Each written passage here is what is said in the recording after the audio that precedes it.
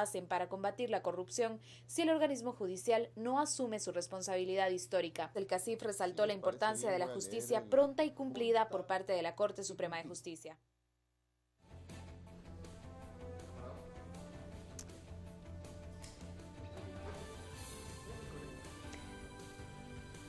Bueno, y ante las noticias que hemos tenido sobre estos antejuicios y el trámite que se le ha dado a ciertas solicitudes, esta mañana nosotros obviamente tenemos que analizar el panorama que estamos viviendo a semanas de las elecciones y lo hacemos con Renzo Rosal, analista político. Renzo, muy buenos días y gracias por estar aquí con nosotros. Muchas gracias, muy buen día.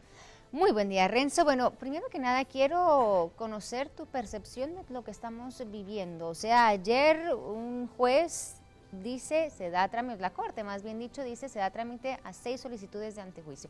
¿Qué dices al respecto, Renzo? Bueno, estamos ante un caso evidentemente grave, además es, digamos, paradigmático en la historia política del país, en el sentido de que nunca habíamos tenido un evento electoral tan cercano y tantos candidatos de muy diversa procedencia implicados en casos evidentemente muy graves.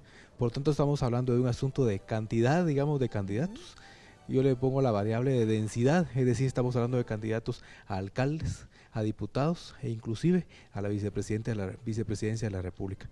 Estamos hablando también que abarca a varios partidos políticos y por supuesto que la variable más de mayor peso es la gravedad de los hechos y que no se trata necesariamente de casos, llamémosle, de disfuncionalidades de personas que hoy son militantes, sino tal parece que esto obedece a formas de proceder muy rutinarias, muy espontáneas, muy naturales de los partidos políticos. Eso le da, digamos, un nivel de relacionamiento muy fuerte entre el candidato y el partido político. No se trata de un candidato que en otro momento cometió, llamémosle, un posible ilícito, claro, sino que ahora se trata de que son formas, como digo, de proceder muy normales de los partidos políticos y que por lo tanto son esas estructuras las que hoy salen a la defensa de todos aquellos que están siendo sindicados. Entonces estamos ante un caso, insisto, paradigmático y por lo tanto contribuye notablemente a generar un alto nivel de desconcierto, de desaliento de la ciudadanía frente a un evento que tenemos de este jueves en un mes. Claro. Están formalmente planteadas las elecciones generales, entonces es un caso, insisto, único. Y ya que mencionas la ciudadanía, o sea, desde ayer que se conocían, bueno, desde mucho antes, o sea, muchos ciudadanos se están preguntando y hoy que vemos que ya está la papeleta como va a ser impresa, sí, muchos ciudadanos se están diciendo, bueno, es que realmente no tengo por quién votar, no hay desconcierto entre la población, hay incertidumbre. ¿Qué hacemos ante eso? Porque realmente uno se pregunta, ¿de veras deberían haber elecciones ahora cuando la gente dice no tengo por quién votar? Absolutamente, esto adquiere entonces mucha fuerza, lo que durante los últimos 2-3 meses se ha discutido, pero tal vez en un carácter secundario, el tema del sentido o no de las elecciones en sí mismo como evento. Por supuesto que entonces toma fuerza y hoy por hoy nos encontramos ante un evento que está programado, ante un Tribunal Supremo Electoral que está, digamos, cerrado en términos de la preparación de ese evento y no está junto con la Corte de Constitucionalidad discutiendo o por lo menos previendo ver otros escenarios.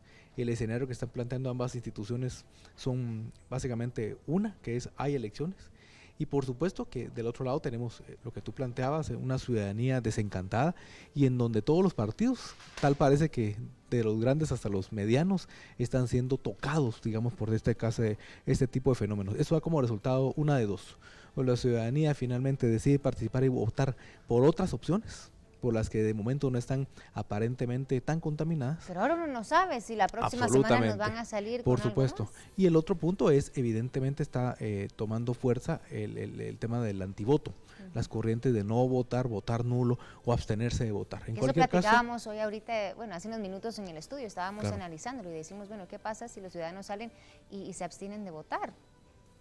El escenario, o sea, ya lo han platicado, o sea, el voto nulo realmente no vale, entonces estarían muchos diciendo regalando su voto a uno de estos candidatos que ha sido implicados o que podría estar implicado. Por supuesto, entonces ahí regresamos, digamos, al tema del motor, cómo este sistema político ya no se trata de tener, digamos, algunas filtraciones, algunos niveles de porosidad, como hemos mencionado también en ese mismo segmento, sino estamos viendo que el sistema ahora viene del inframundo, digamos, viene de esos submundos de crimen organizado, de las mafias.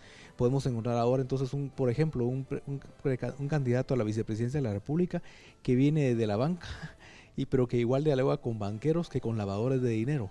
Eso es un hecho totalmente inusitado y yo creo que la condena ciudadana debería de hacerse más fuerte. Y por supuesto, dar como resultado de tener un proceso electoral insípido, totalmente con poca motivación, y convertir quien sean electos, si finalmente hay elecciones, pudieran ser el famoso gobierno de transición, es decir, un gobierno que va a tener muy poco margen de maniobra y que en paralelo tendrían que realizarse un conjunto de procesos de transformación institucional, legal y de mayor ejercicio ciudadano. De lo contrario, digamos, la crisis lo que vamos a encontrar es que va a tener todavía mayor duración. Claro. Bueno, Renzo, mira, tenemos que enlazarnos también esta mañana con la licenciada Ingrid Rivera del Centro de Estudios de Derecho para hablar también un poco del tema legal, ¿verdad? En todas estas solicitudes de antejuicio del trámite que se da ayer a 6 solicitudes. Muy buenos días, Ingrid, gracias por tomar nuestra llamada. Muy buenos días. Bueno, Ingrid, cuéntenos un poquito entonces de qué procede ahora, porque muchos están hablando de que, sí, ya se dio trámite a las solicitudes de antejuicio, conociendo de que hay tanto también solicitud de antejuicio, ¿qué tanto podría tardar este proceso?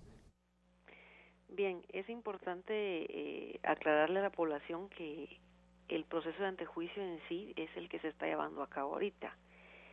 Lo que hizo la Corte Suprema de Justicia fue simplemente darle trámite al antejuicio. Y la población no se tiene que confundir en que todavía el antejuicio no ha sido declarado con lugar. Es decir, que las personas siguen siendo todavía parte de su derecho de poder defenderse y no hay ninguna resolución que pueda determinar en este momento que ellos puedan ser procesados penalmente por la comisión de los respectivos delitos. La realidad es que el proceso de investigación pues puede variar realmente en cuanto al plazo. Recordemos que la ley establece que el juez pesquisidor tiene hasta 60 días para emitir el informe relacionado con que si realmente procede o no procede el antejuicio. Sin embargo, pues Guatemala tiene antecedentes pues muy recientes e históricos en relación a esto, que las personas pues pueden plantear procesos de amparo y suspender por algún tiempo esto. Y recordemos que estamos a 32 días de las elecciones, entonces lo más probable es que lleguemos al 6 de septiembre y todavía esto no esté resuelto. Claro, y eso implica, Ingrid, que estas personas que han sido señaladas, que tienen estas solicitudes de antejuicio en su contra, podrían igual estar dentro de la boleta. Efectivamente. El panorama más probable es ese, que estemos el 6 de septiembre llegando a las urnas y pues las personas que están siendo procesadas por antejuicio pues todavía, de hecho así van a ser candidatos y el proceso probablemente todavía no esté resuelto. Y bueno, entonces planteemos otro escenario. Llegan estas personas, están dentro de la papeleta, quizá algunas llegan a ganar. ¿Qué pasa con esas personas que quizá ganan en estas elecciones, que ya tenían estas solicitudes de antejuicio? ¿Continúa ese antejuicio? ¿Hay que plantear uno nuevo por quizá la inmunidad que va a adquirir por ser un funcionario público, digamos, ya no un candidato? ¿Y qué pasa con las personas que no son electas? Si procede entonces ya un trámite legal en su contra. Bien, díganos esos escenarios. Si nos vamos por el aspecto de candidatos que son electos, recordemos que no pasan a ser funcionarios públicos todavía, o sea, tendríamos que esperar hasta la toma de posesión, es decir, que no hay otro antejuicio que plantearles hasta que se dé una toma de posesión y pasen a ser formalmente funcionarios públicos. Ahora, en relación a ellos, pues prácticamente el mismo proceso de antejuicio les sigue aplicando. Si se declara con lugar y se inicia un proceso penal, se les liga a proceso penal y se les impone una medida de prisión preventiva, que sería como que el panorama que esperaríamos, entonces en ese momento sí se les tendría que suspender el hecho de haber sido electos, porque prácticamente ahí sí quedaría en suspenso el derecho de ellos de haber sido electos por ser ligados ya formalmente a proceso penal. Ahora, en el caso de los candidatos que no han sido electos, entonces, pues prácticamente ellos sí perderían totalmente su inmunidad y ahí sí procedería legalmente que se les procese como cualquier ciudadano. Perfecto, Ingrid, gracias por haber contestado nuestra llamada esta mañana y aclarando ciertas dudas que nosotros tenemos, igual la ciudadanía. Renzo, llegan a ser electos, Ingrid Viendo decía, algunos de estos candidatos que tienen solicitudes de antejuicio, si se llegara a proceder en contra de ellos, se suspende, digamos, su derecho a ser electos o la elección, digamos, de la que formaron parte. ¿Qué habla de esto de la democracia en Guatemala, de nuestra institucionalidad? Pues lo que nos dice es, digamos, desnuda. ¿O qué hablaría precisamente? Desnuda la realidad en la que estamos ahora como sociedad, digamos, en un estado de shock.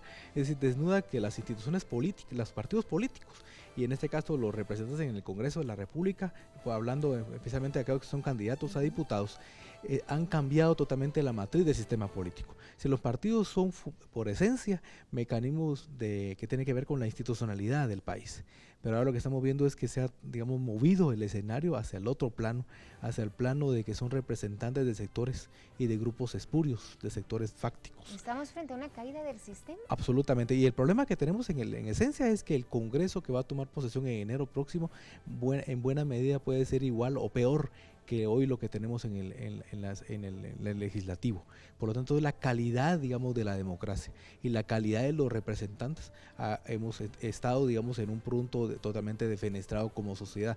Este es el momento en donde tenemos que hacerlo, aunque no de la noche a la mañana, un proceso, digamos, de poder como regenerar, contribuir a darle vuelta al sistema para poder ya no tener, digamos, este tipo de candidatos y de congresos y de alcaldías y de presidencias también nefastas, que hoy estamos llegando a un momento de inflexión como sociedad. Renzo, entonces, ya para finalizar, ¿cómo se le dice a la ciudadanía que en meses atrás empezaron a mostrarse muy optimistas, ¿no?, con estas marchas que se han realizado, estas manifestaciones, más bien dicho, en contra de la corrupción, en contra de ciertos candidatos, en contra de este sistema corrupto que hemos estado viviendo? Pero con todo esto, ¿sigue ese optimismo? O sea, ¿lo vemos igual como una oportunidad? ¿Y qué mensaje se le lanza a la ciudadanía ante todo esto que estamos viviendo semana tras semana? Yo lo veo notablemente en términos muy optimistas, es decir, la ciudadanía hemos en buena medida convertido la crisis en procesos políticos sociales de mediano o largo aliento y estamos viendo resultados. Por supuesto que están tomando en cuenta que esos son rezagos que llevan, digamos, de muchos años, que uno quisiera que los cambios se den de la noche a la mañana, pero en estas situaciones no se puede dar. Por lo tanto, creo que tenemos que verlos muy motivados, por supuesto, porque además todos los casos que están saliendo, las decisiones de la Corte Suprema de ayer, por ejemplo, es un ejemplo concreto, que si la Corte no hubiera tenido la presión social en las últimas semanas, en los últimos días, no hubiera de pronto hecho la decisión que tomó ayer mismo. Entonces es un ejemplo concreto de que esa presión tiene sentido, pero que debe mantenerse. Para nada es, digamos, de ir a guardarse ahora a las casas y decir que esto ya pasó o que no tiene resultados positivos. Tiene resultados positivos. En 3 meses el país y ha cambiado y la Guatemala, digamos, que tendremos de enero, febrero en adelante tiene que ser diametralmente distinta a la de este año 2015. Entonces creo que ahí podemos ver cómo